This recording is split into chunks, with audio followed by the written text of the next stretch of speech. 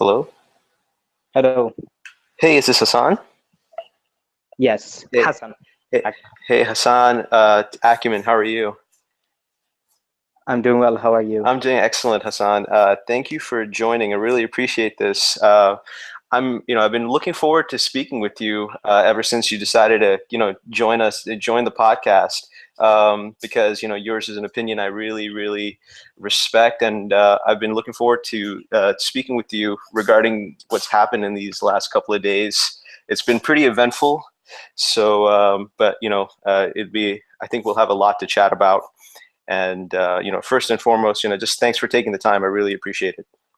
Oh, trust me, I have nothing else to do at this time. So, Well, I mean, I have nothing else to do. It's 5 in the morning, so as well, maybe a little bit of sleeping, but we'll see. But again, it just looks like it's us today. Last week I had Maps and Fergs on, so I think this will be a little bit of a different kind of dynamic between us. But I think it'll be a lot more conversational, and I'm looking forward to it because boy, do we have a lot to talk about. So what I was thinking first we could get into probably is we'll go over the match yesterday because I think people might want to first kind of hear about the match, and then maybe we can digress into how it relates to Coutinho and his future with the club. So what was your take yesterday? At least let's start off with the first half. What was your big takeaways from that first half yesterday?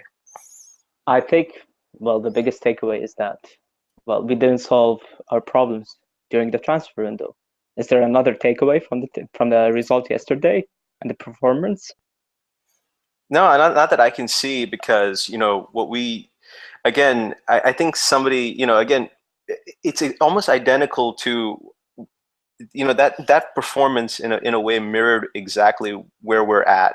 We're excellent going forward, especially in the second half. We were better in the second half going forward, but we are horrible defensively. And that's not only just from a personnel point of view, in my opinion, that's also from how we set up in general. We have the same issues. We've had them going back to Brendan Rodgers. We really haven't adapted in maybe 6 years now. It's been this way. I do agree about the setup. I don't think it's only a personnel thing. When you play with, well, you have two fullbacks to push forward quite a lot, although not necessarily effectively. Then you have two midfielders who like to, we don't have midfield that controls much in the game. So you can't control possession, yet you have everyone further ahead in position. So any counterattack means basically you have three players facing three defenders. Henderson or Chan in defensive midfield, and the two center backs. And we consistently talk about having trouble, let's say, from set pieces, but I think our defending from open play is a bigger issue. We forget yesterday, we could have, right before the corner came from Pereira basically having a shot, 5-6 meters from goal being blocked. Yeah. And, the second goal was, travesty isn't a good enough word to describe whatever that was. And it's not just set pieces, it's just we set up to play attacking football. Yeah, we don't have the personnel to do that. And I thought Klopp would maybe try to tighten things up a bit, realize this after last year, knowing that we have European football, because if you're going to do this against, I'm not talking about the top teams, but let's say we have Hoffenheim on Tuesday. Mm-hmm. They could pick us off quite easily, I think. And the problem is, if any team in Europe decides to sit back a bit, we are going to have some problems. Yeah, definitely. And we're going to have problems without I would say, our key playmaker in Coutinho. Yesterday, I thought Mane did a great job in that first half, just keeping us afloat. He was a little bit quiet in the second half for me. We'll talk about that shortly. But you're absolutely right. I think any team that will sit deep, play maybe two banks of four, very deep two banks of four, we will struggle to break them down, especially with that midfield. I mean, that midfield is rotten in terms of creativity. You have three players who don't excel at anything in particular. You can just say maybe they make up three bodies basically over there. That's how I see it in the midfield at this time. I do agree. Like at the very least, Lallana, can hold on to the ball a bit, do something with it. When you have Chan, Henderson, and Wijnaldum in midfield, it's like, okay, now what? Like, there's no point. I would rather have Origi or Solanke start, really. Yeah. Tell Firmino play as a number 10 and have two in midfield. Like, at the very least, I would have another attacking player further ahead. Yeah, definitely. I mean, Wijnaldum, I thought yesterday was probably his worst performance in a Liverpool shirt. Mm-hmm. Chan in the first half, defensively, like the second goal, I'm not sure what he was. I think he was the man covering cleverly. Then you had him, Henderson, and Mane just ball watch and see cleverly drift past them. It's not like cleverly is a quick player at anything even. And people were like, oh, Moreno, well, he went to the chat. Well, if you double up on that side, we wouldn't be discussing Moreno. That happens. The problem is no one tracks back. No one covers other deficiencies. And we're not even talking about, I think one of the things that surprises me, why is no one talking about Mignolet's performance yesterday? Yeah. It was bad. All three goals, he was at least partly susceptible to some sort of like the first goal. The ball was around 2 feet away from him. Like you can't punch that. That was in your domain. The second goal, he doesn't deal with the ball in, and the third goal, well, it doesn't go in if he doesn't save it towards his own goal. And we've had this hope that he would improve, but at some point we just have to accept this is who he is, regardless of how much he improves.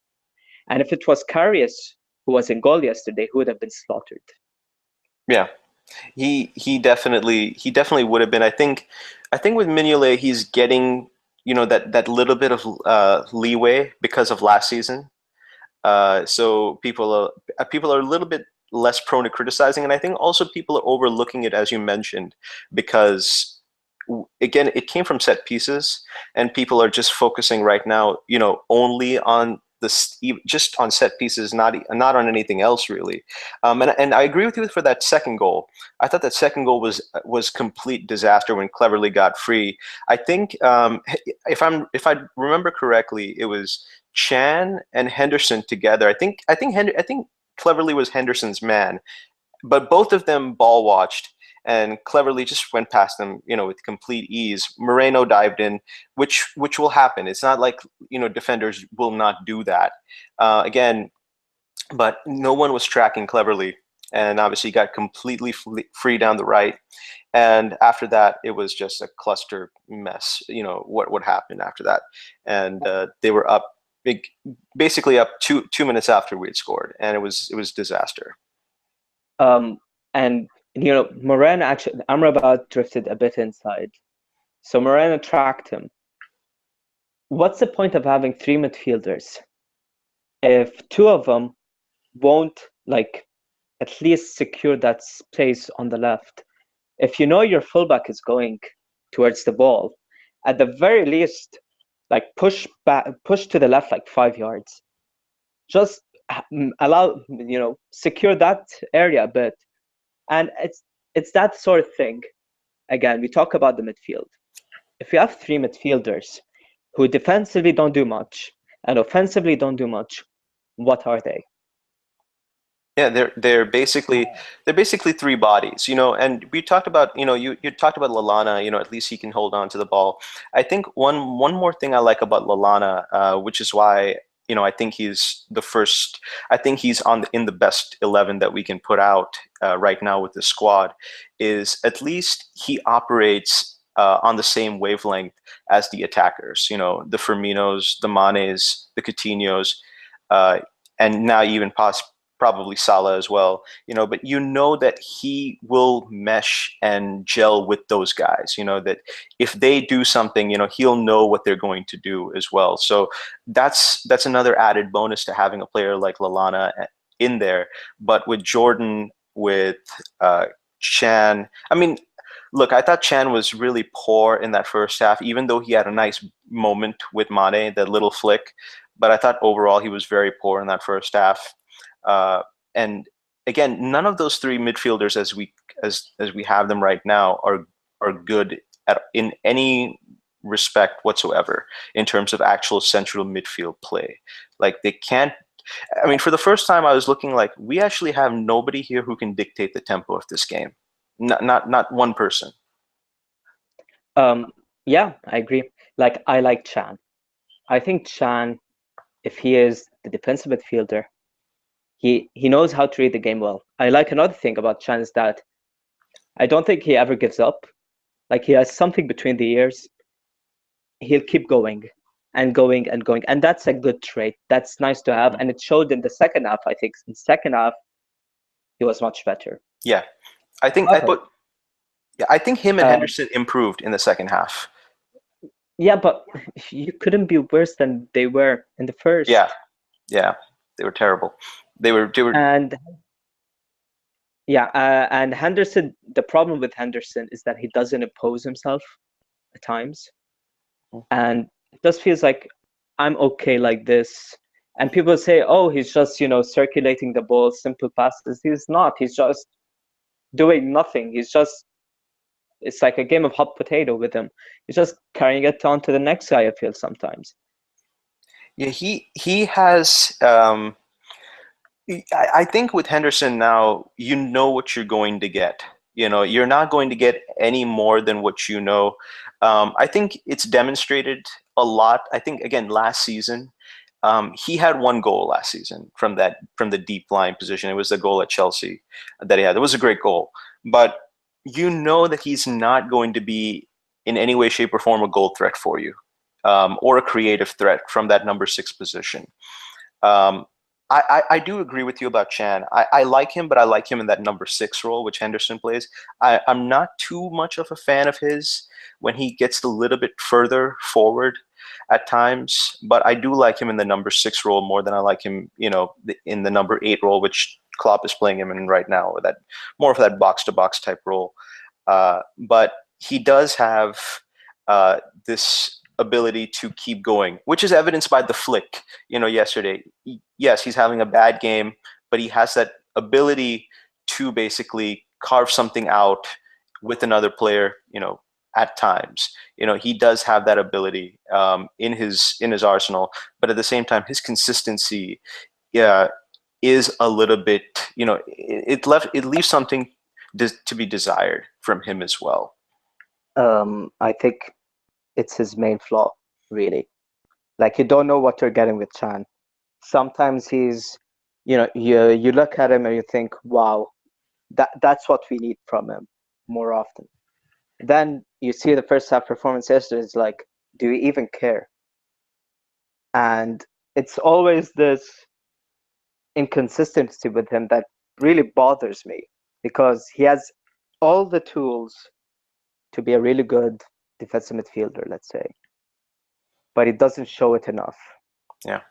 And he's coming up to an age that it's either you're this consistently productive player or you're not. And it's the difference between playing for Liverpool and playing for a side like Sunderland. Mm-hmm. If you can't deliver on a consistent basis, then what's the point? Yeah. Especially if you're going to Europe, Yeah. Especially I think people are forgetting we have a game on Tuesday that decides whether we go to the Champions League or not.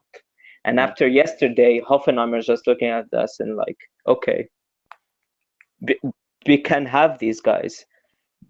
My only hope is that we play more on the counter attack, so these deficiencies don't show as much. I think after yesterday, I think again, I think I said this on the last week's podcast. We were talking about midfield, and we were talking about the Lallana injury, and at that time we didn't know about Coutinho and his situation. At that time we assumed that he'd be playing yesterday. So what I felt was if we have a midfield of uh, Chan, Henderson, Wijnaldum, and Milner. If those are the four central midfield players that we have to pick from, we should change formation. And you talked about Solanke or Origi. I see no reason to not go to 4-2-3-1. Put Chan and Henderson in there. I'm not the biggest fans of them together, but in my opinion, with what the squad is right now, those two are the best two for a central midfield pairing right now. There's no need for Wijnaldum. Yeah, there is no need for him. He's not adding anything that is exponentially better than we would get from changing formation and going with Solanke up front. I do agree. And I like Wijnaldum. I know you don't. I think you've said it many times. Yeah. I think average. I like some of the things he does. I think he knows how when he breaks further forward, he can deliver a bit. The problem is, in his current role, he's not asked to do that. Mm-hmm. He's like a false Xavi sometimes. Like, he just passes the ball 2 yards, and you're like, okay, now what? And unless it's in a big game, he just doesn't, he doesn't show why he should start each game. And yesterday, I thought that Milner should have started because at the very least, and I'm not Milner's biggest fan or anything, but he's someone who has the legs to push a bit forward. He knows how to link up play a bit. Like, he isn't Lallana, but at the very least, he is someone who has worked on the wavelength with the likes of Silva, let's say, and Aguero. Mm-hmm. So he would have offered something a bit different to whatever we had yesterday. But the Lallana injury, coupled with Coutinho, going AWOL, is probably, the biggest concern right now by far. Yeah. And with us not looking like signing anyone, I'm not sure what's going to happen. Yeah. And so what did you think about our fullbacks yesterday? Trent Alexander-Arnold and Alberto Moreno.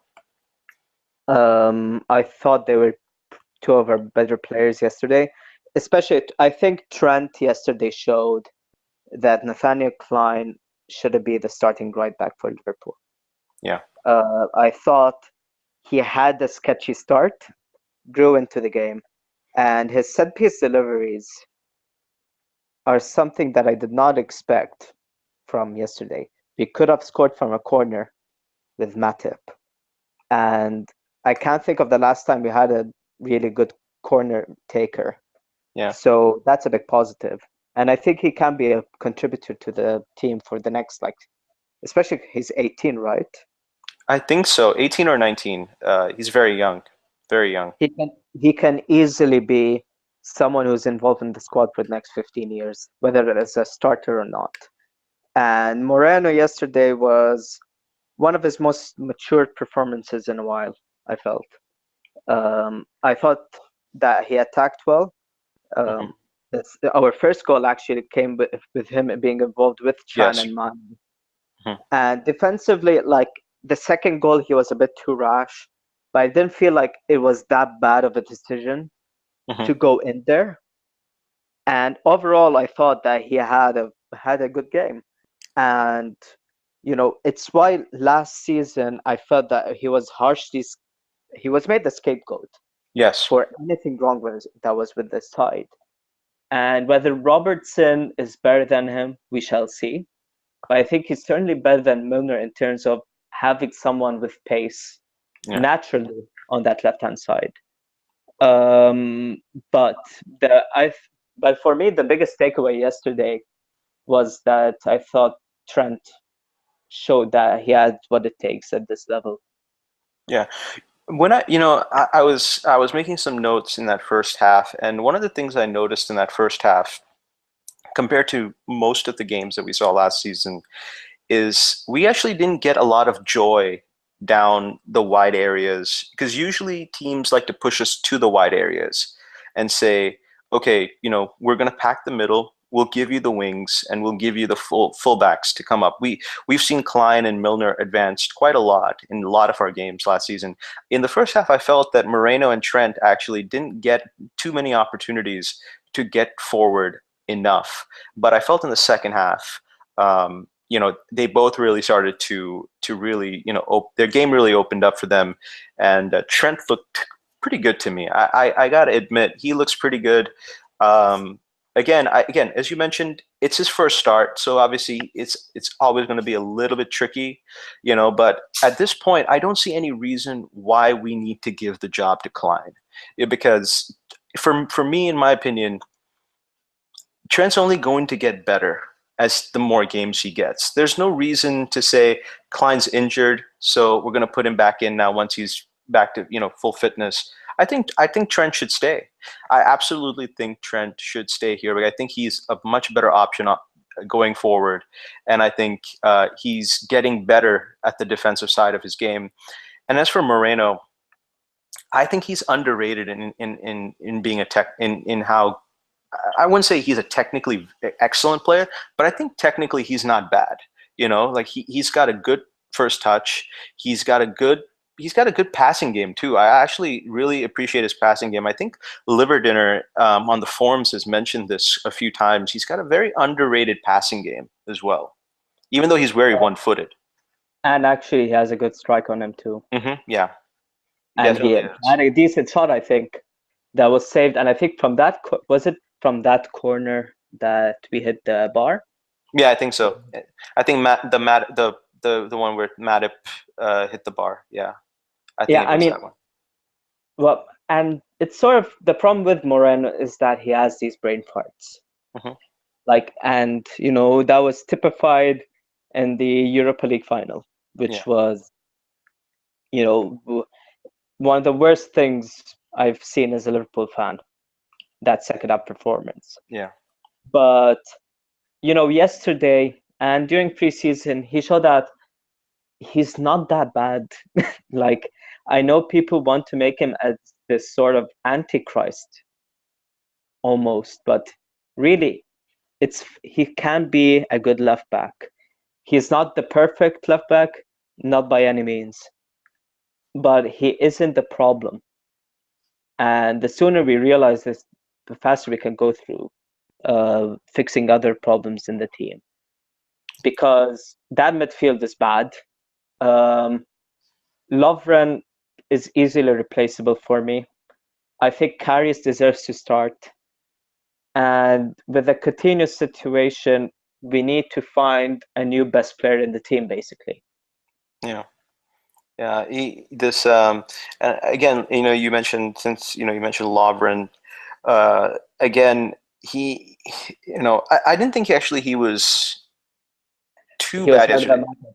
He was better than Matip, I Yeah, thought. I thought Matip was easily the worst of our two center backs yesterday.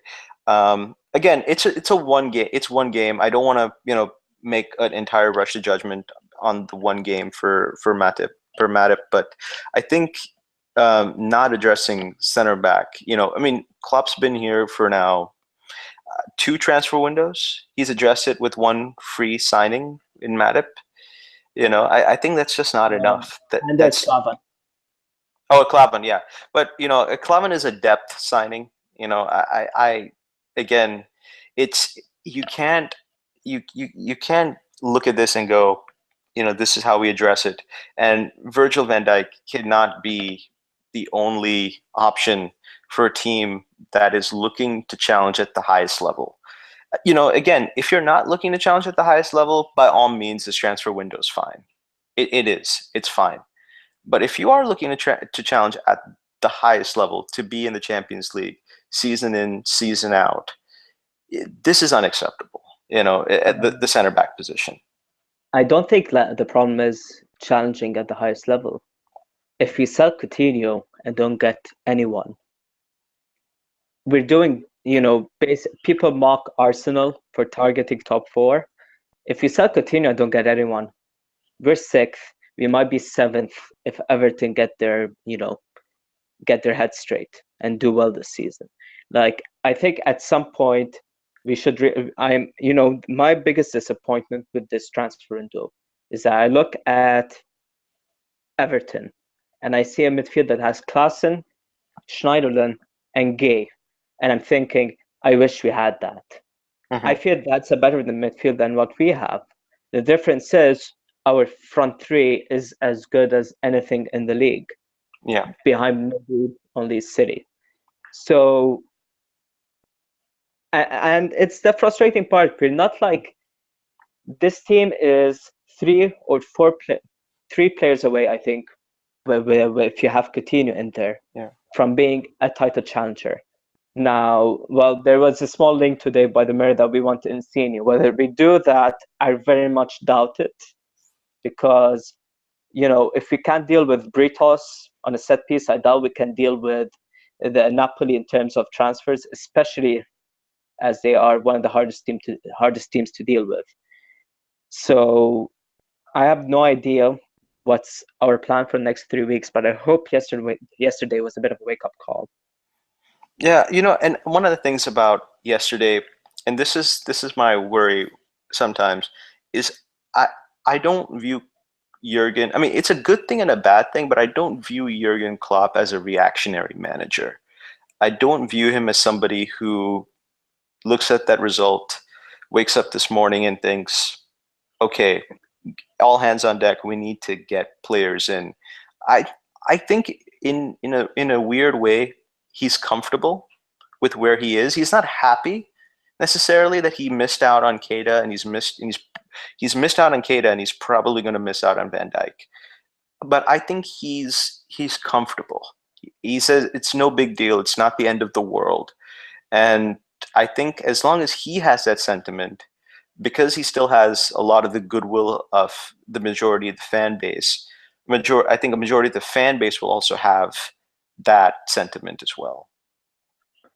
But I think it's unacceptable. Yeah.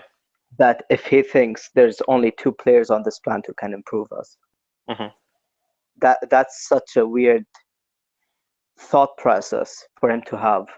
Like, I'm not even demanding 50-60 million pound signings, but you can't.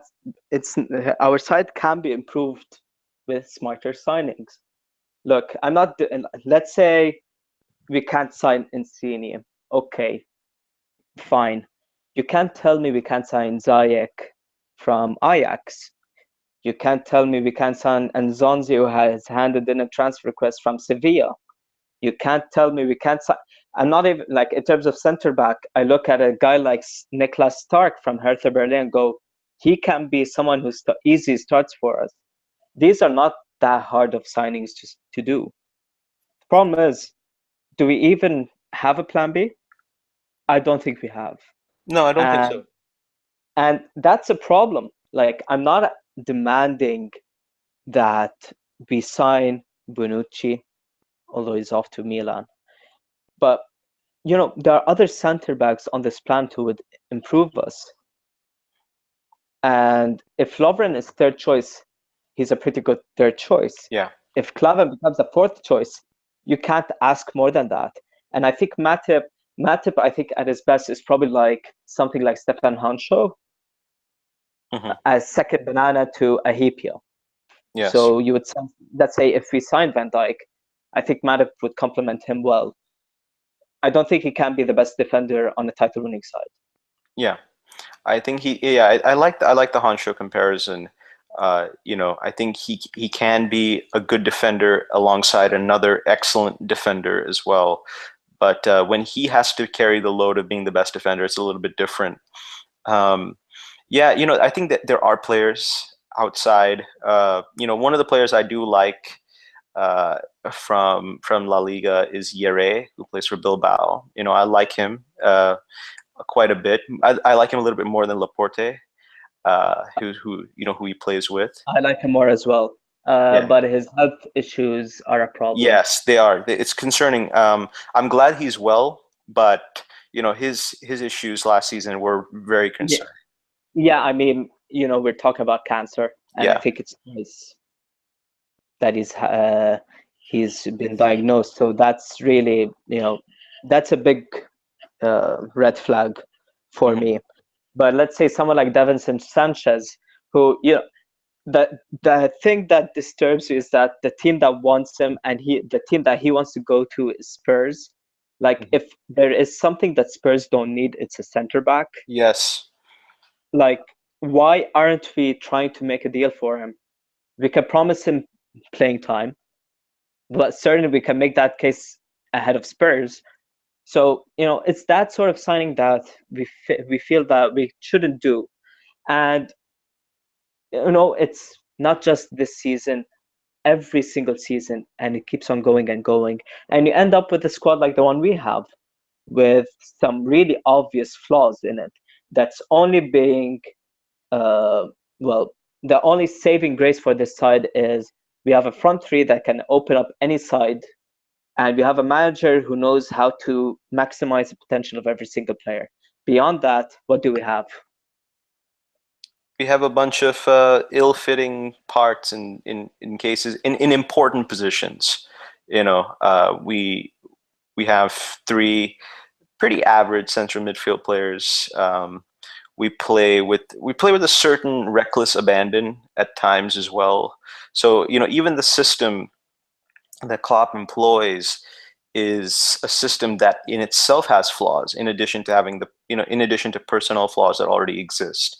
So again, I was thinking about it yesterday. With a manager like Mourinho, we know Mourinho has his style. His style is, it's going to be rigid, it's going to be defensive, but the way he complements and makes up for that, and this is sometimes levied as a critique against him, but that he goes out and spends a lot of money, and as a transfer, he uses the transfer window. But why not? If you've got such a rigid style, why not bring in a Paul Pogba? Um, Why not bring in a Lukaku? Why not bring in players who are fast attacking players who can basically get you goals, and even though you want to play a rigid system that's not going to bring out the best in attacking football, but you have great attackers on the pitch who can get you goals while you can solidify the back. I think partly the playing style we have is because of players we have. Hmm. And by that I mean, because we have a great attack, let's just try and outscore teams.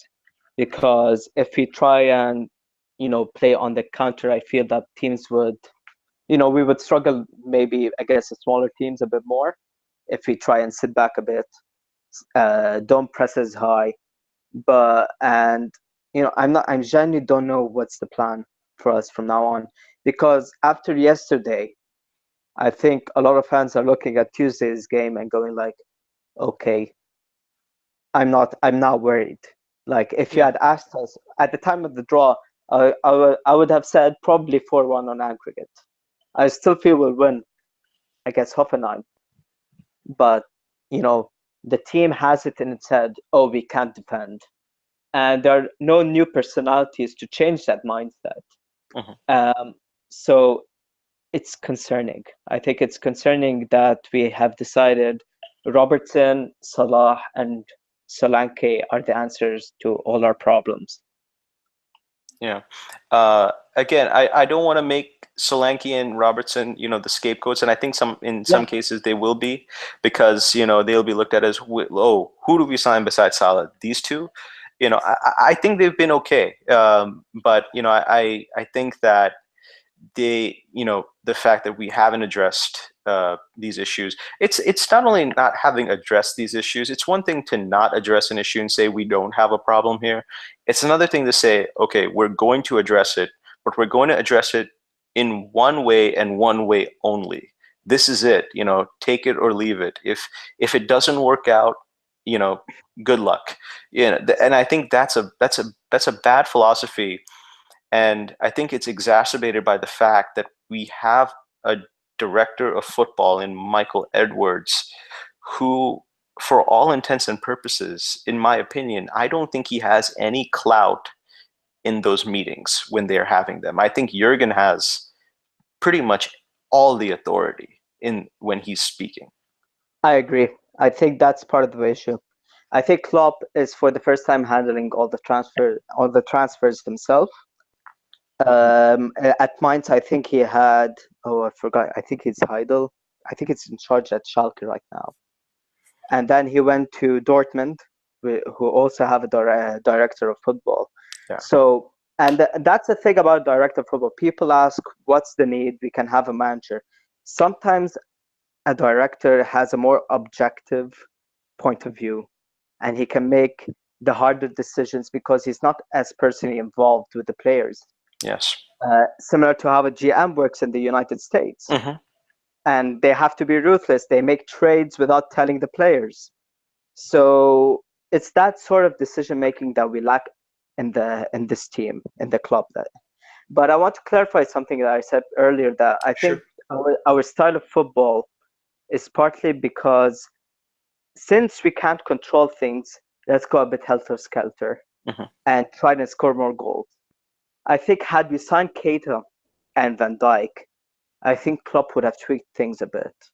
I think we would have seen a bit more measured approach from the team. But since we haven't signed anyone and we don't look like signing anyone, I think this style of football and these kind of defensive mistakes are here to stay. Yeah, I think it was last year during, I think, preseason against Barcelona. I remember, I think Scrams was the one on one of the threads who had mentioned that it looks like the system we're doing is we're going to go full chaos, and for the first half of that season, when we were playing just ridiculously fun, attractive, good-looking football, it almost reminded me a little bit of chaos, an attacking, and I mean that in the best way possible, in the sense that it gave other teams very little. Other teams had very little chance of actually dealing with us in terms of how, at least in terms of finding out how to deal with us. So, I definitely think that there is merit to the system that Klopp employs, but at the same time, you need to plug certain holes that are in the ship if you really want to make sure that you're going the furthest and you want to be, at the top, come the end of the season. I think yesterday typified something that we lack. I think had it been, let's say, United, they were 2-1 down. Let's say they were 3-2 against Watford. I think they see off the last 10 minutes simply by not on, the thing that frustrated me yesterday. First off, I didn't get the substitution. Yes. Gomez for Trent was okay. Why just you can't put Gomez in without taking the right back. You can have a back five, and we sub off Salah, who was our biggest threat in the second half, and we sub off Firmino, who didn't have the best game, but Firmino knows how to hold on to the ball. Origi doesn't. No, he was terrible. And if you are trying to manage the last 10 minutes of a game, I mean, even after bad performance, a win is a win. You go like, okay, what's done is done, move on. Had it been United, that ball would have been in the corner flag for something like 2-3 minutes. We were just clearing it away to Watford players who would, with one ball, cause all sort of problems for the team. And it's that sort of inability to manage games that consistently haunted us last season, I felt. And it doesn't look like it's changing. I mean, sometimes you have to do it, you have to win ugly. And this team feels like a team that doesn't know how to do that on a consistent basis. We did it in the last few games of the season last year. Yeah. But, I don't think it's a trait that we have. Yeah, I don't think so either. And I want to talk a little bit about his substitutions, because they've been a point of interest for quite a while now. Klopp's substitution patterns. He seems to be a reluctant substitution manager at times. He doesn't usually make substitutions until 70-75 minutes in sometimes. Um, and it seems a little bit odd considering the kind of high tempo style that he likes us to play. It almost feels like he wants to run players into the ground at times. Um, and it's a little bit concerning to me. I did not understand. I mean, I understood a striker for striker change, with the Hoffenheim game coming up. I understood that, but I didn't understand why it had to be Origi. Considering Origi's been in dreadful form for quite a few months now. Uh, then I think then the Gomez one was just completely baffling. I don't understand why he didn't go to a back five at all. And I think almost in a way I missed I kind of really missed Lucas yesterday, because this is what he would do. He would come in and go and make it a back five basically. And Yeah, and Lucas, for all the flaws Lucas has, if there's someone who can come in and just say, "Okay, calm down, everyone. I'm gonna pass it a bit. I'm gonna make a stupid foul at some point and concede a free kick, yes. but I'm here. You guys do your job." Mhm. And he's the experience. He was the experienced head of the bench, and we don't have that. And that's the thing about the club substitutions. Is it because he doesn't have the option, so he doesn't trust his bench? If so, then you should make the signings so you'd have a good enough bench. So either way, it falls down to him. Either you want to sign the players you need to have good alternatives off the bench, or you have to face the consequences of what you got. Yeah, I definitely Uh, agree with that. and like let's say at Dortmund, I don't think he had a great bench at Dortmund, but they had a much better starting 11, so it didn't matter as much. hmm and also I just want to get back to a little bit of an earlier point that we made regarding, the setup in terms of how our football structure set up in terms of like the director of football. Yeah, over here in the United States, virtually every team that I can think of, bar a few exceptions, operates with a general manager. Uh, Notably, at least off the top of my head, I can think of the Los Angeles Clippers, as far as a basketball team goes, that used to operate with the head coach being the head, personnel director in Doc Rivers. Obviously, that has come to an end because they've Uh, seen how awful it was with Doc, and one of the reasons why the Clippers could never get over the hump, with weird signings like Luke Bamunte and all these types of players that came in.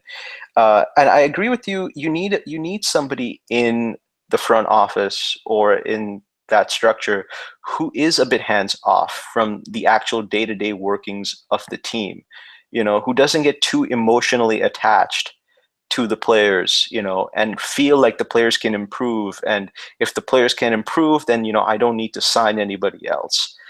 Having that kind of independent authority figure in there is also really important.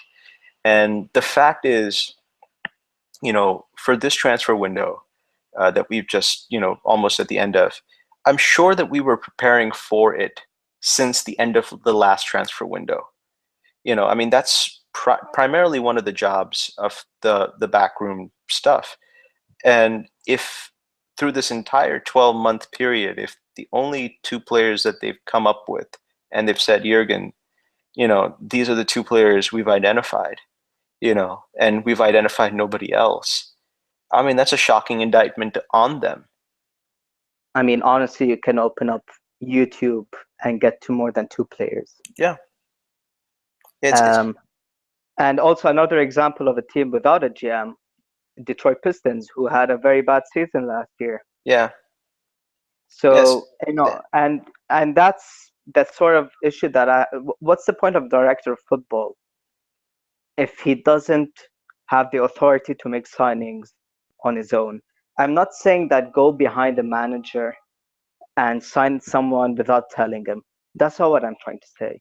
I'm trying to say you have to make a decision. Okay, we couldn't get Van Dijk for whatever reasons. We couldn't get Keita for whatever reasons. Here are our plan Bs, plan B. This is plan C, plan D, so on and so forth. What do you want? And let's work together to figure out who we should get. That's a team that knows how it's functioning. Like, let's say United couldn't get the deal for Morata done, but they said, okay, we're gonna go for Lukaku. Mm-hmm. That's how you work. That's how you become a team like United, who, if I were to pick a team to win the title this year, I have to say it's probably United, because I feel they have the best balance between all the teams in the league so far. And I think Mourinho's second season always figures out a way to win a title. And it's that sort of, it's a mess. Like, honestly, our front office is a mess. Yeah, it is. Last year, I felt, the last transfer window, last summer, I didn't think we had a great window, but at the very least, we looked at the team and said, okay, we need a couple of center backs. We got them. We needed a keeper. We got him. We needed a midfielder. We got him. And we needed a winger, and we got him. Regardless of the names, we targeted players and we got them. Okay, you live by the consequences of your decisions. But at the very least, you look at the team and you address the problems. This season, what have we done? We signed Scotland's second best left back. No disrespect to Robertson, but I think he's fine. But is fine good enough? I don't know. You look at Solanke, he's still young. Is he going to be a contributor at the highest level? I don't know. And Mo Salah is the only signing that's like, okay, this guy's straight into the first team. Beyond that, we still need a center back. We still need a couple of midfielders, and we arguably still need a striker. Yeah. So, it's a shocking indictment on the front office if we don't pull off any more signings.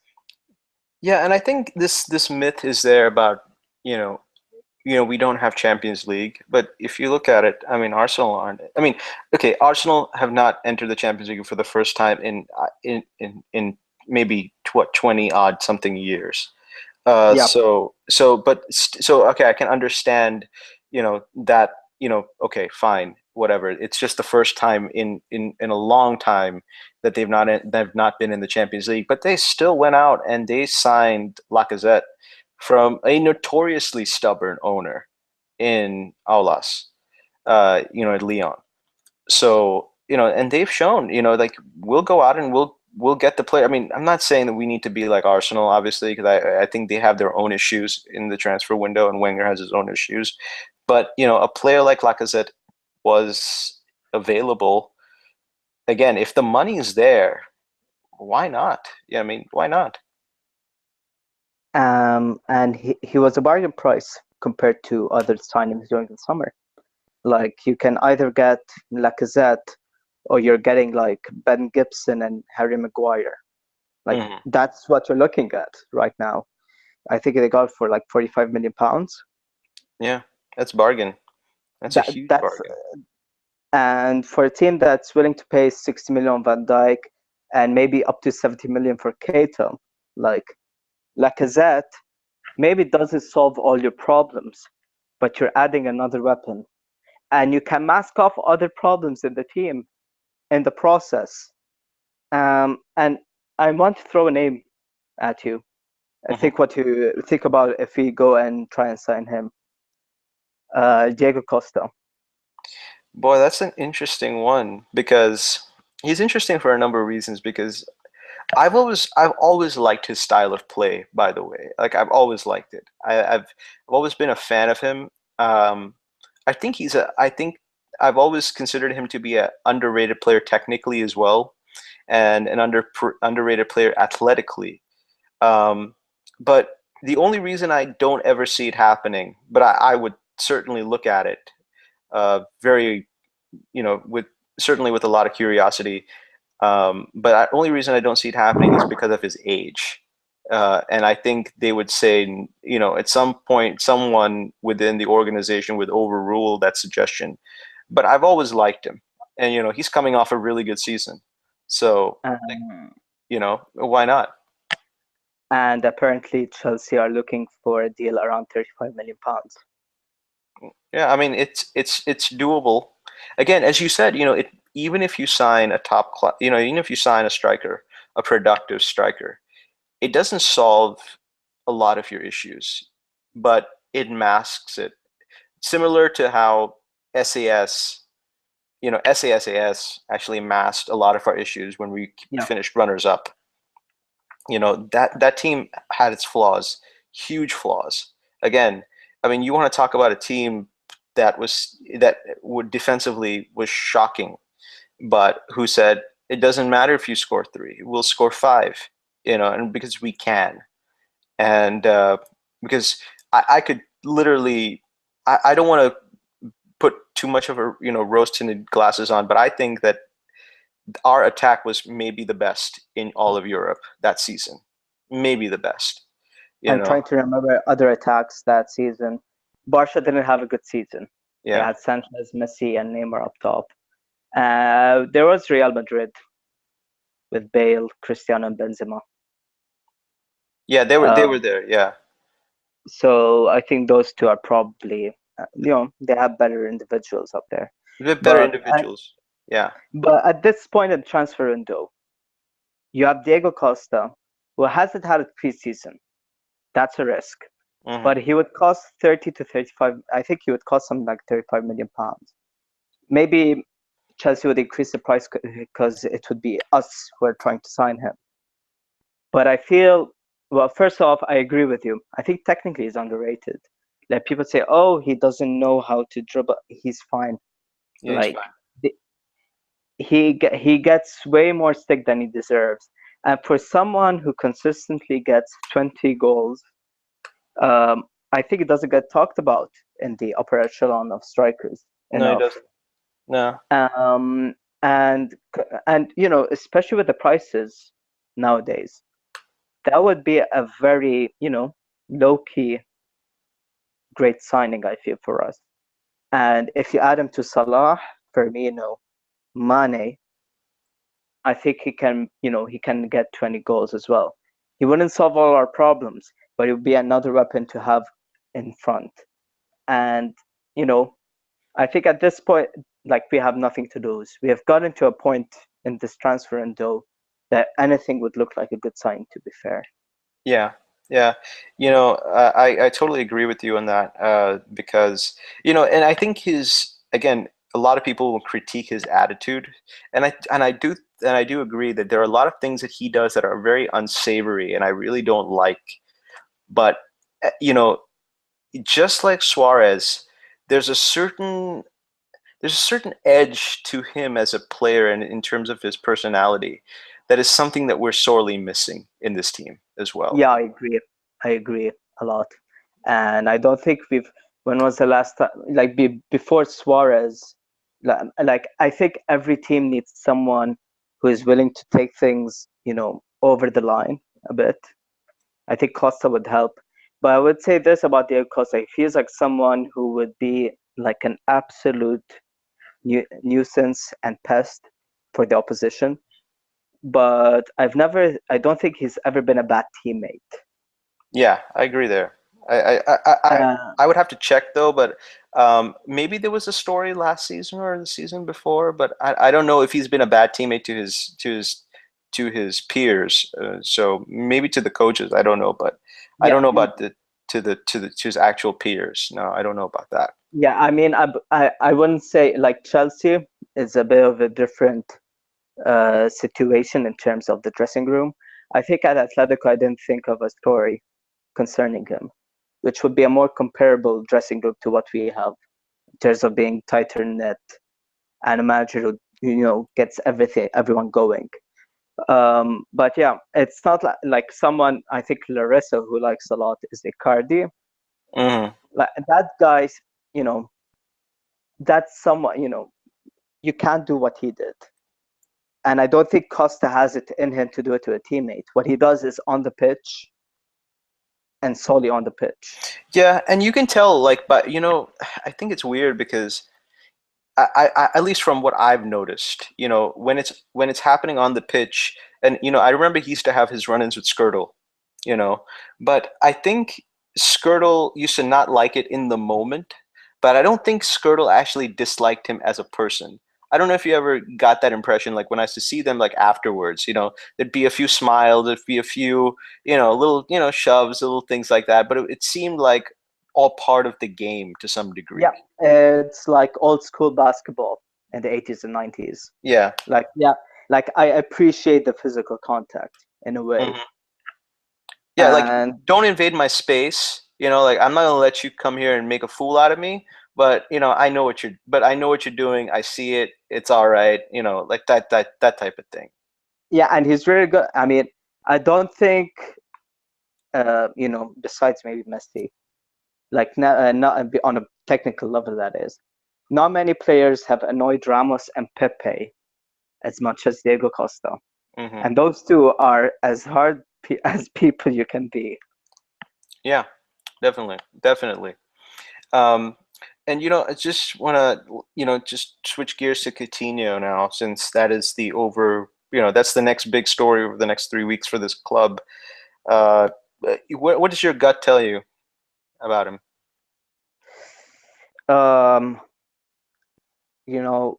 I think he leaves. I don't know what the deal is, though. I would try and see if Barca would give us Rakitic in return. Okay. I think if we can get like Rakitic, maybe Rafinha, or then Suarez, and some sort like, let's say if it's like 60 million plus Rakitic, would you do the deal?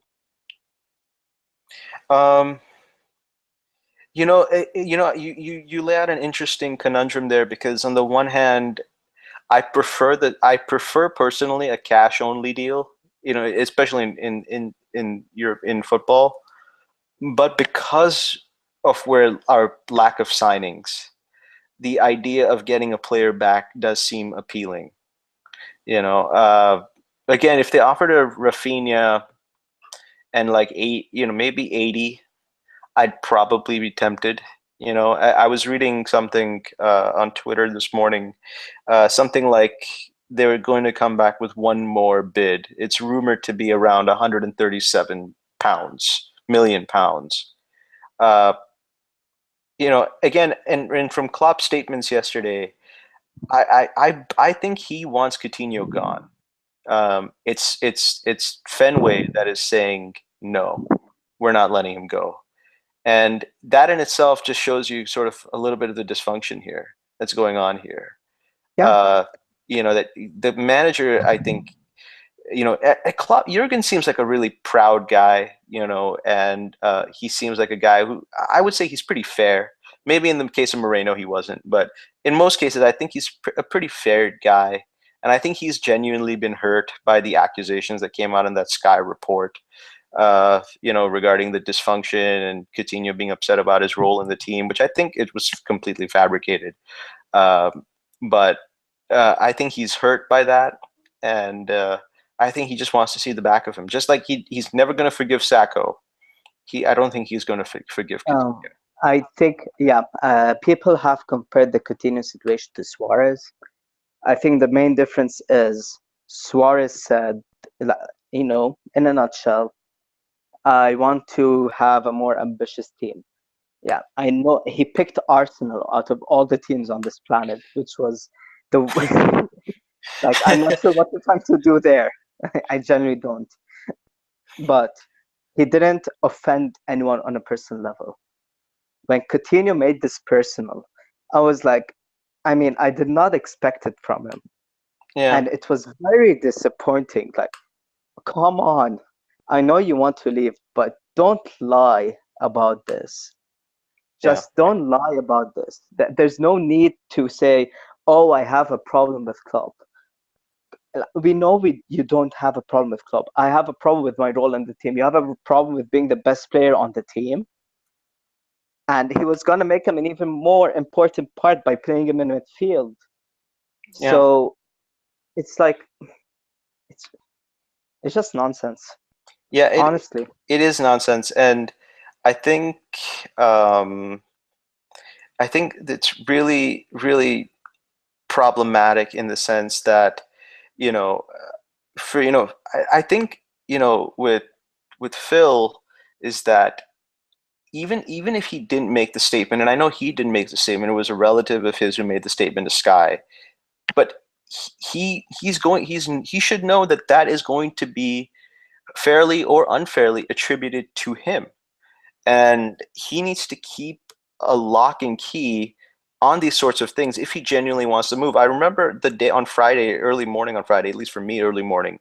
It was mid afternoon for UK time, but I remember coming on the forums and sort of defending Coutinho and saying it's absolutely his right. He's earned this move. He's played really well. He's earned this move to Barcelona. If he wants to put in a transfer request to go there and be in a better team, and not only be on a better team, but he's replacing Neymar. And Neymar is one of the most well-known footballers on the planet. And you're saying that you're going to put on that Barcelona jersey and be the replacement. Well, not the exact maybe position replacement for Neymar, but from a one Brazilian going to another Brazilian coming in and taking that mantle for a huge fee. I can understand the appeal about it, but you don't want to lower your dignity by putting out fake stories over there to engineer a move away. I just didn't like that. And his agent is known for playing these tricks. Yeah. So, and I think, like you're saying, he knows these stories will be leaked. They went through him. If they didn't go through him, he would have apologized, but he didn't. So Yeah. he knows what he's doing. So I don't have sympathy for him No, I in, don't. in that regard. It's just I thought he was above it. I thought the week prior, before he handed the transfer request, we were like, okay, he wants to leave, but he doesn't want to make things ugly between him and Liverpool, which is fine. I think we had the right to say, okay, at this point in the transfer window, we can't sell you. So when and he basically threw a tantrum. I mean, he handed in a transfer request right after the statement in response by email, which is, I mean, if you're gonna break up with a girl, you don't call her on the phone. Hmm. So you have to show a bit more personal responsibility. Um, so that was disappointing. I felt Yeah. that I was really disappointed with his actions, and I felt the first half yesterday felt like a team that was distracted. Yeah. And I don't think it's a surprise. I mean, this happened on Friday. We might be forgetting. This was Friday, 24 hours before our first game of the season, and all this mess was just being unveiled, right before our eyes. Yeah. And it's not just Coutinho that is, I have a problem with, but it's also Dembele from Dortmund. Obviously, that's not a club that I support, but I do follow pretty a lot of football. But I don't like Dembele's actions either. With their reported interest, Barcelona's reported interest in him, he doesn't show up for training, doesn't give any doesn't give any update as to where his whereabouts are. He's all of a sudden he's gone Derek Rose on the Knicks, like type of situation. And I just don't understand.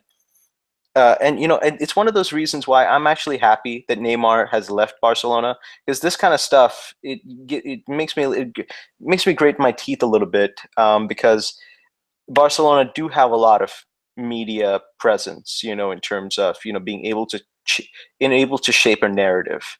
I mean, ESPN put out a big thing on their website. On the front page, I remember, I think it was on Thursday, suggesting that the deal had been agreed with Coutinho when it actually hadn't been agreed. Like the deal between Barcelona and Liverpool had been agreed. So Barcelona have a lot of power in terms of shaping a narrative.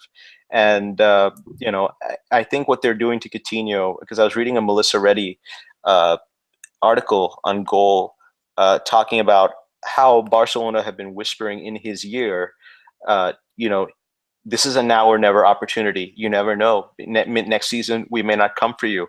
Next season, somebody else may be, in our eye. This is the one opportunity. You can replace Neymar. You can do all these types of things. You can be the superstar that you were always meant to be. So again, I get that, but still, I think the way Phil has handled it, especially the Sky report, has been really, really poor. Also, Barcelona had prepared for a press conference to announce a signing on Friday without agreeing to. I mean, who does that? They have there's a small caveat in that, like, you sign the player and then you do the announcement. You don't, honestly, like, if there's something about modern football that annoys me, is the clubs, trying to shape narrative and agents just pulling the strings from behind the scenes.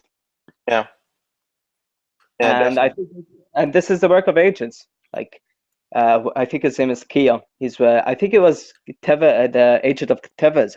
I still think he is. Wasn't he the agent of Mascherano as well? The Mascherano-Tevez deal he brought to West Ham? Kia Jubichan, yeah. Yeah, and he's involved in a lot of third-party ownership and all that. So you're talking about a shady character in football. Like, he's on the level of Jorge Mendes, and I forgot the name of Rayo Manola, right? Yeah, Manola, yeah, that's right. Yeah. So I mean, these guys have so much power in football right now, that these things can happen. But yeah, it's disappointing that the bet is acting this way. People would say, "Oh, is it this similar to Van Dijk?" I think Van Dijk was a bit different.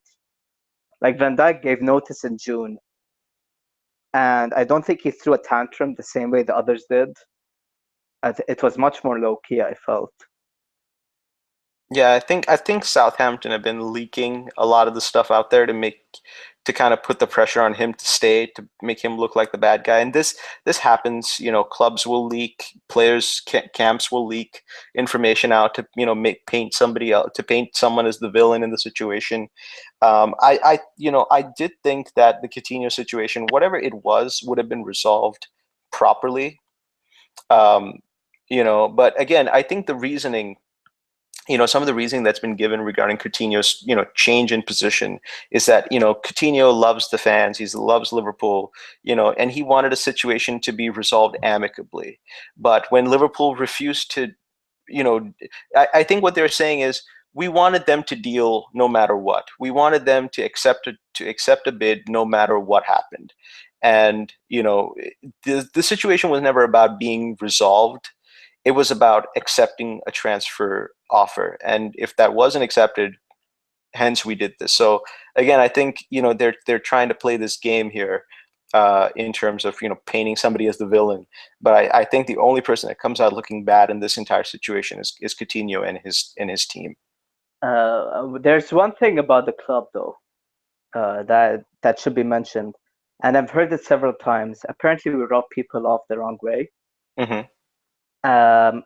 Well, first off, it's when we offer a deal, basically we have, there's these payment structures, all that. So, several times team get like really annoyed with us with regards to that. But there's also the way we behave. Like, let's say Southampton. What I've heard was that in January, they wanted Saka on loan after Van Dijk got injured. We said no. And as for them, it's either a transfer or not. Mm-hmm. So they went away. However, when we saw that there was no market for Saka, we accepted the loan deal with Crystal Palace. Okay. So when it came to Van Dijk, it was like, well, you didn't help us out the last time. And I think it's a recurring issue. Like, people say, oh, the other owner has done this and that. Well, I think it's partly from our side. People don't like the way we do deals. I mean, we tap out players. Everyone does. Yeah. But also the way we approach things really rubs people off the wrong way. That's interesting. I would love to, I would love to know more about each deal that we've that we've done, not just with this with Southampton, because we've obviously seen Southampton. We've done deals in the past with Southampton, but not all of them have been amicable. I think Lallana was not one that was amicable. Lovren was another Mhm. one that wasn't amicable as well. At least from their point of view, how those two players went off doing it. I have no issue with Barcelona coming in for Coutinho. I have none. I have no issue with it. If you ask me personally right now, I think he'll stay. I don't think FSG is going to sell him, bar some ludicrous offer, like 150 million pounds or something like that. Bar some ludicrous offer, I think he's going to stay. How effective is he going to be, or will Klopp play him? Is a big question on my mind, even if he does stay. And that's the thing that I think Coutinho. I mean, I'm surprised by his actions for a big reason is that this is a World Cup year. So he's put this risk. Like, I know Klopp wouldn't do it personally, but when you make something personal, you don't know how the manager will act. Yeah, So I think it was an now or never move. Okay, I'll make this personal. I'll force him to sell. However, if the club is refusing, this is going on another level, and it still be interesting if there's there's some sort of divide between Klopp and FSG, and yeah, whether this maybe. divide isn't concerning only about it doesn't concern Coutinho only, but rather it's something much bigger behind the scenes. Similar, well, not similar, but the same way Rafa had issues with the previous US owners. Mhm. Yeah, that's Um, right. That's right. I don't want it to make it out like I don't want a situation whereby they have a situation whereby they're going to say, because I don't think at this point they can choose between the two. I don't think that this is a FSG can side with Coutinho or side with Klopp. And Coutinho says, okay, I'll stay, but I want Jurgen gone. I don't think Phil wants to stay anymore. I think Phil just views it as, I've done what I can do here at LFC. As we've seen this entire window, they're not they're not at the level that they need to be for me to be competing year in year out for the highest honors. I'm coming into my prime. I'm playing the best football of my career. If I can move to Barcelona this season, my reputation goes up. Number one, I enter going next year into the World Cup, possibly being Brazil's number two guy, or if I have an even better season than Neymar does at PSG, I enter as the number one guy for Brazil. And let's face it, in the football world, very few things are bigger than being the best player on a great Brazil team. So, I mean, and that's why I felt his actions have been surprising. Is that he's thrown caution to the wind, but you know you're risking a lot of things in the process. And, so, do you think we'll sell or not? um, I think we'll keep him. Again, I think we'll keep him. But I do. My fear is um, that my fear is Klopp and whether he'll play him or not, because when you make it personal, and Klopp is a guy who also who takes things personally too. I think his personality is such that I don't think he can separate himself. I think to some degree Brendan actually could. He could separate himself personally. And I think he could come around again into ingratiating a player in, and being good with the player to some degree. Obviously, I don't know what happened with Sterling. I don't know whether, again, that was more agent stuff, but I don't know what happened there. But still, even if he had issues with Sterling, it never prevented him from playing Sterling, and it never prevented him from at some point after Suarez left saying and Sturridge was injured, Raheem, you're our best player. Go ahead, play. Be as good as you can be. I think Klopp is a more hands-on manager. Like he's a man manager in the Hmm. old sense. so the emotions come to it. And I think that's partly why he doesn't like a lot of change, because he would rather have a tight knit group that does fine than disjointed group that does really well. Yeah. I think that's how the way he operates, because he feels that his strength is, let me get everything from these players every single game. If I don't have that, then what's the point? Hmm. He's not Ancelotti in the sense that, oh, I have these different egos and I know how to, play them off each other in a way. He doesn't have that. He's more like, let's bring everyone together and push forward. It's similar to, I think, to Simeone in the way he operates. Yeah, yeah, very similar kind of. They almost have a different relationship with their players completely. It's almost like the team mirrors the manager's personality in its own way. Because they also get emotionally invested. They have this emotional buy-in to the philosophy, to the culture, and when you take that away, or when somebody diverts off, it's difficult to bring them back in if their head is not 100% in it. So I can see a situation whereby Klopp doesn't play him, or at least for some time, to some degree. You know. I mean, I think my biggest concern is the deal would be something like 50 million plus Andre Gomez, which, knowing Liverpool, is Oh God. probably, the deal will definitely be in place. I would not love that. Maybe it's 30 million and Puyol. You never know. We might. Uh, We're looking for a center back. They'll give us Puyol, and I don't know what we do with Puyol as a coach, because he's certainly not going to play. Um, but yeah, again, I really don't think what I just want to throw out one quick name, from La Liga to you if you were to get rid of Coutinho. What about Asensio? You like him? I like him a lot, and I don't think we have a shot to sign him. Yeah. I I think think, he's. Go ahead. yeah, I think the best player we can sign is Insigne, and Oh, yeah. even then, that's a hard signing to pull off.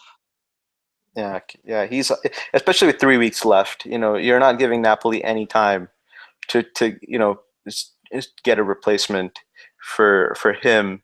So I doubt that deal would go ahead unless again we paid a ridiculous amount for him. That would make Napoli say, it doesn't matter what happens in the league this season for us. We just got a huge payday from Liverpool because of the Coutinho money.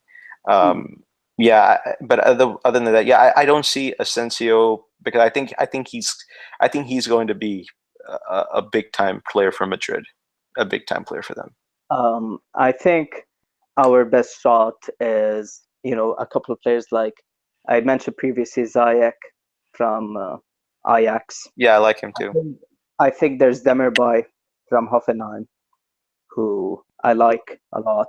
He was in the Confederations Cup with Germany and has an outside chance to be in the squad for the World Cup, who I like as well.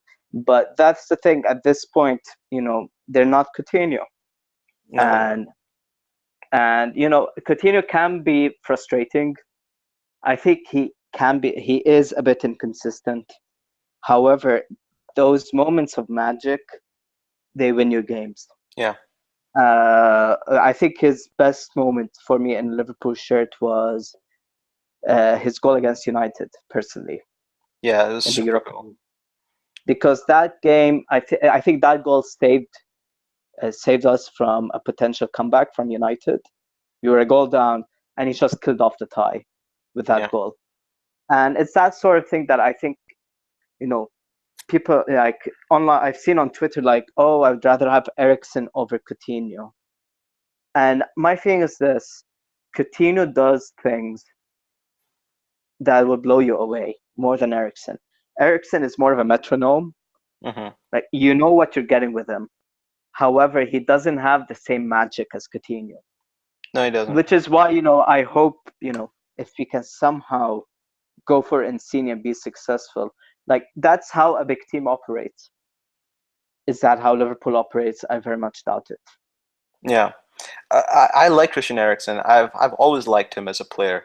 You know, I think in the setup that Tottenham have right now, I think he's perfect for what they want to do, because they have such a stout defense, and they have a player like him, who is who's a cool and a classy customer. I really love his game. It's some of my favorite, more uh, one of the better like players for me in the Premier League.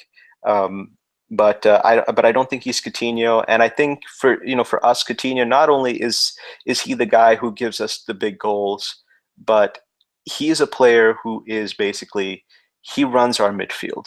He's the one who can dictate the tempo, the pace of how the game goes. Without him, it's really, really, tough.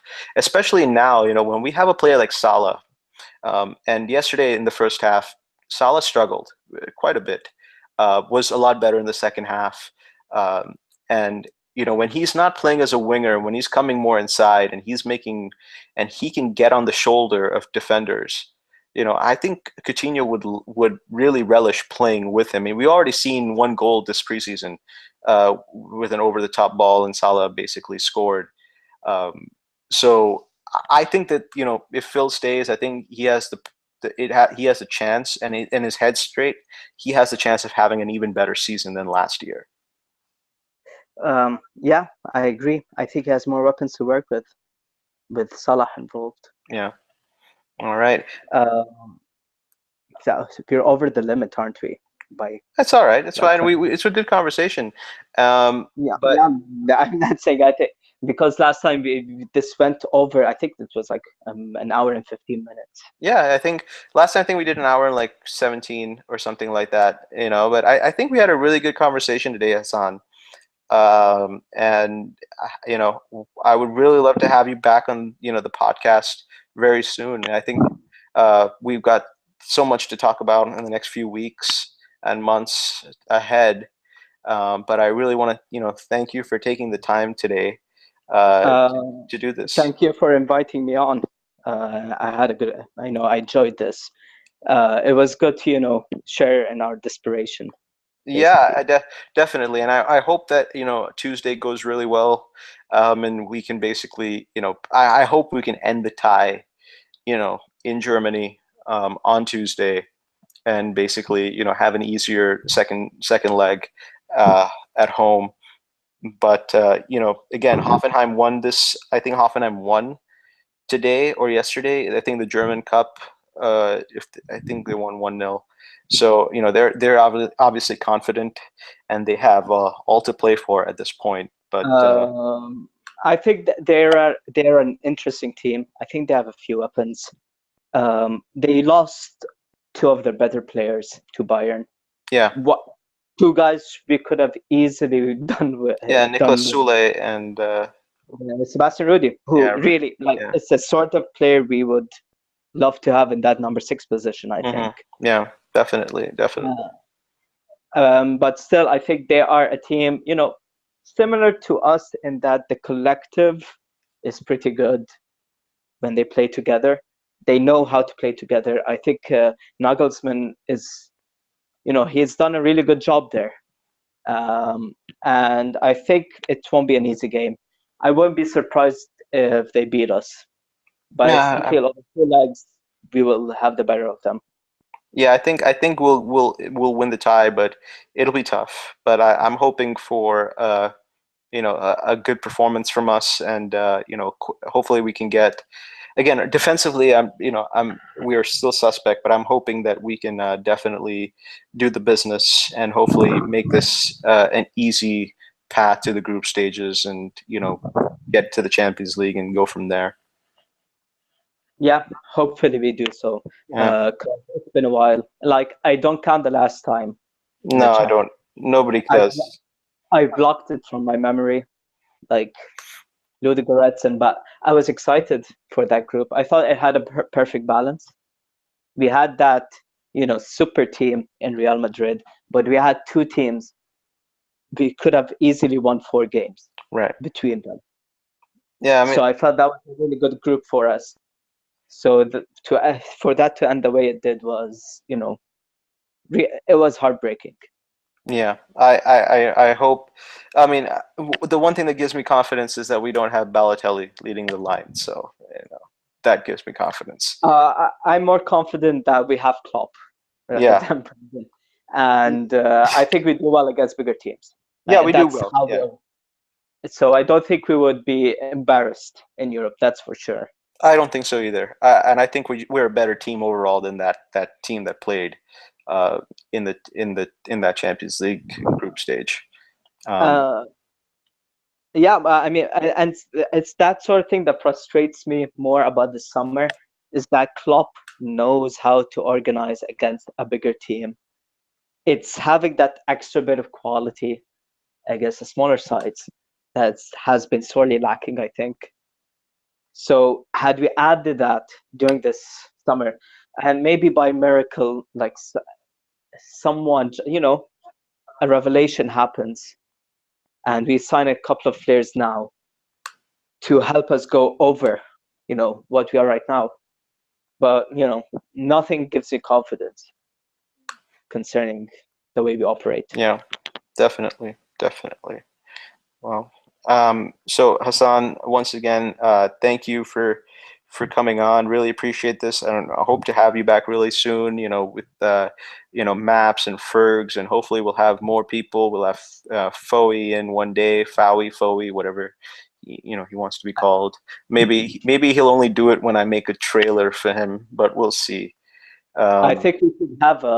I think we should go beyond Liverpool as well. Yeah, I definitely do agree. I think with your I'll be interested to have like the hipster thread on a podcast, basically. Yes, I think one of my things is I want to bring Liver Dinner on here as well, but he seems to be visiting the forums less, and he's not yet. I don't think he's looked through the podcast thread or is even aware of it at this point. But even if Larissa Carius comes on, we'll hopefully he can also be someone of interest in that type of thing, and we can talk about just players and what's going on in foreign leagues as well, just not just Liverpool. Yeah, I mean, I would love to have a podcast with Liver Dinner. Yeah, I think we share some, we have a similar way of thinking when it comes to football, I think. yeah, definitely, definitely. Well, hopefully we'll make all those things happen, and I hope you can come back soon, and we can go from there and have some really more interesting discussions. I had a great discussion. It was a great discussion today, and again, I hope you have a great rest of your day. Yeah, thank you for having me on. It was, I really enjoyed this as well. Absolutely, absolutely, Hassan. So have a wonderful rest of your day, and till the next time. Till the next time. All right, take care. Bye. Bye-bye.